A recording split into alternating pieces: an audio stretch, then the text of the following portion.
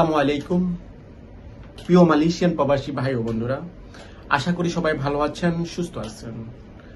আপনারা জানেন মালয়েশিয়া আসছেন 3 দিনের সফর শেষ করে গতকালকে বাংলাদেশে পৌঁছে গেছেন।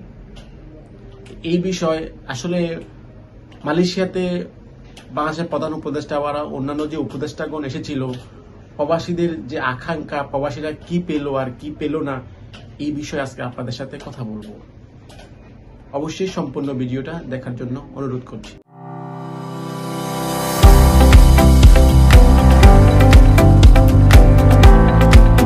মালয়েশিয়ান প্রবাসী ভাইরা, চলুন মূল কথায় চলে যাচ্ছে। আপনারা জানেন ডক্টর মোহাম্মদ ইউনূস ও আরো অন্যান্য উপদেষ্টাগণ মালয়েশিয়াতে 3 দিনের সফরে এসেছিল, সাথে অলরেডি গতকালকে বাংলাদেশে পৌঁছে গেছেন।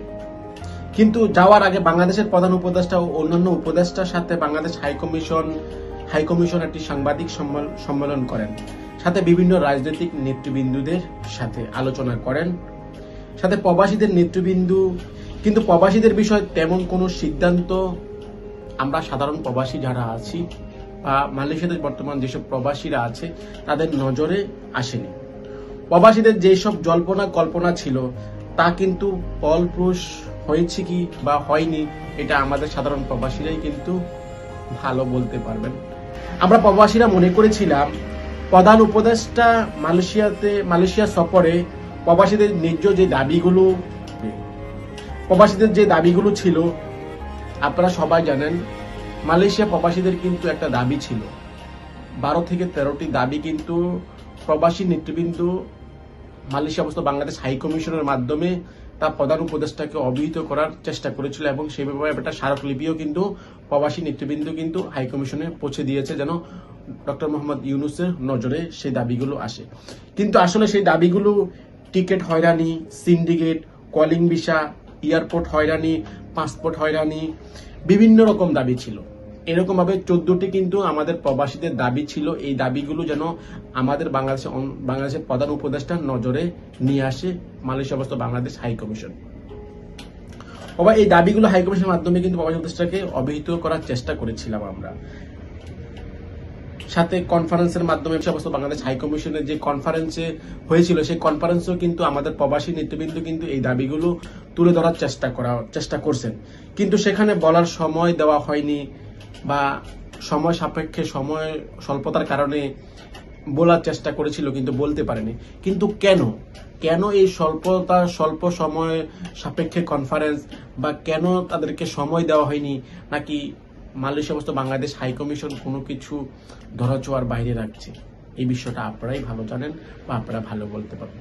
কিন্তু আমরা সাধারণ প্রবাসী যারা বর্তমানে মালয়েশিয়াতে আছে, তাদের একটা দাবি, তাদের খুবই আকাঙ্ক্ষা ছিল যে হয়তো ডক্টর মোহাম্মদ ইউনূস মালয়েশিয়াতে আসলে আমাদের যে প্রবাসীদের, যে সাধারণ প্রবাসীদের যে ন্যায্য দাবিগুলো ছিল, এই দাবিগুলো হয়তো উনি আস্তে আস্তে ধীরে ধীরে এই 12 থেকে 14টা যে দাবিগুলো ছিল, এই দাবিগুলো হয়তো ওনার নজরে আসলে, আমরা প্রবাসীরা নজরে আসলে হয়তো উনি আস্তে আস্তে একটা করে এটা চূড়ান্ত সিদ্ধান্ত নিয়ে একটা ভালো একটা পজিশনে নিয়ে আসতো, এই দাবিগুলো উনি আস্তে আস্তে বাস্তবায়ন করত। কিন্তু আসলে দুঃখের বিষয় হচ্ছে এই দাবিগুলো কি আমাদের ডক্টর মোহাম্মদ ইউনূসের নজরে আসছে, এটা একান্ত মালয়েশিয়া অবস্থিত বাংলাদেশ হাইকমিশনই ওনারাই বলতে পারবে।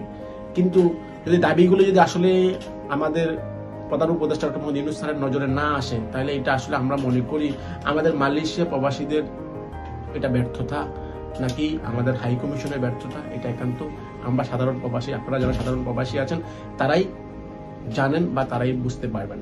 তো আমরা মনে করি আসলে আমাদের সবসময় আমরা যারা বর্তমানে যারা মালয়েশিয়াতে প্রবাসী আছে, শ্রমিক আছে, তারা আসলে তাদের জল্পনা কল্পনা যত কিছুই হোক, যত কিছুই আমাদের দেশ থেকে যত নেতৃবৃন্দ আসুক, আমরা আসার আগে যে আকাঙ্ক্ষা, যে জল্পনা কল্পনা করি, কিন্তু বাস্তবে আসলে তার রূপ নেয় না। কেন রূপ নেয় না? এই মাঝখানে মিডিয়া সেল যারা আছে তারাই কি আসলে আমাদের প্রবাসীদের ভাগ্য পরিবর্তন করার জন্য বাধা হয়ে দাঁড়াচ্ছে, নাকি কোনো লোকচুরি করা হচ্ছে, কোনো কিছু ধামাচাপা দেওয়া হচ্ছে, আমাদের প্রবাসীদের সাথে প্রতারণা করা হচ্ছে না, আমাদের প্রবাসীদেরকে সবসময় অবহেলিত চোখে দেওয়া হচ্ছে। যে প্রবাসীরা সবসময় দেশের চাকা সচল রাখার জন্য দিনরাত পরিশ্রম করে দেশের অর্থনৈতিক চাকা সচল রাখে, কিন্তু সেই প্রবাসীদের যে দাবিগুলো ছিল সেই দাবিগুলাই কিন্তু আমরা তুলে ধরতে পারি নাই আমাদের মাননীয় প্রধান উপদেষ্টার কাছে। কেন পারি নাই, কি জন্য পারি নাই, কার জন্য পারি নাই, এটা আপনাদের কাছে আমি ছুড়ে দিলাম। আশা করি আমাদের এই প্রবাসীদের দাবিগুলো মহামান্য হাইকমিশন যারা বর্তমানে যারা আছেন ওনারা প্রধান উপদেষ্টার নজরে নিয়ে আসবেন এবং প্রবাসীদেরকে সর্বোত্তম সকল সেবা দেওয়ার চেষ্টা করেন, প্রবাসীদের পাশে সবসময় ওনারা থাকবেন, এই আশাই করি আজকে ভিডিও এখানেই শেষ করছি। ভালো থাকবেন, সুস্থ থাকবেন, আবারও দেখা হবে নতুন কোনো আপডেট তথ্য ভিডিও নিয়ে। আসসালামু আলাইকুম ওয়া রাহমাতুল্লাহি ওয়া বারাকাতুহু।